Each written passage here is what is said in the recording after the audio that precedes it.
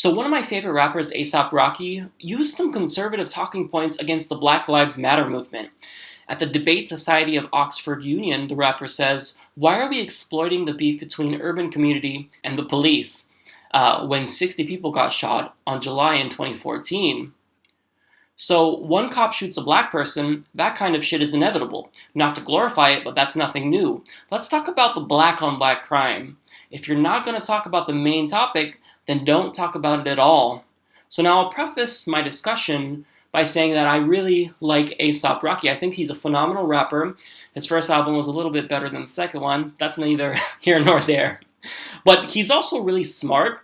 He's a supporter of LGBTQ rights, and I think that he is politically savvy to a certain extent. But he is, in effect, committing the fallacy of relative privation.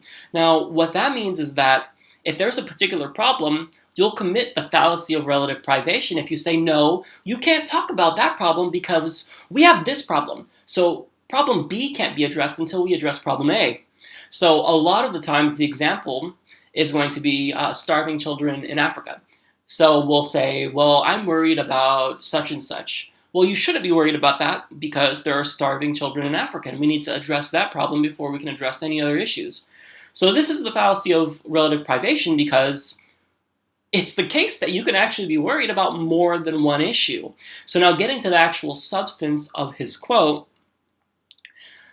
I think that it's interesting how Americans might be the only people in the world who disassociate the police from the state.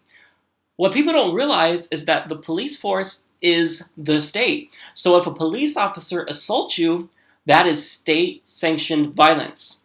So now state-sanctioned violence against citizens is a very big problem, and it's different from other types of violence, including black-on-black crime, including white-on-white crime, including anybody-on-anybody crime. It's different.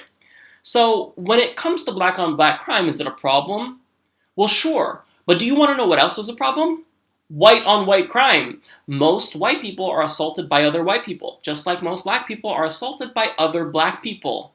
So we can induce crime in general, which would lead to a deduction in both white-on-white and black-on-black crime by addressing it through policy. So if we legalize drugs or provide equal opportunity to socioeconomically disadvantaged cities, well then this would ameliorate crime and, as a result, lower black-on-black and white-on-white crime, because I want to make sure we know that white-on-white crime is a problem as well. It's just not black people who are assaulting themselves, it's also white people. So the takeaway, we don't have to solve black-on-black crime, or crime in general, before fighting against the injustice that is police brutality. Sure, crime is an issue, but civil rights leaders such as D. Ray McKesson are rightfully fighting against police brutality because, again, that is state-sanctioned violence. That's inherently different than violence perpetrated by citizens. And if the state can be violent against its own citizens, well then that's a huge problem, and it spells out tyranny. So, A$AP Rocky, sorry buddy, I love you, but you're wrong on this one.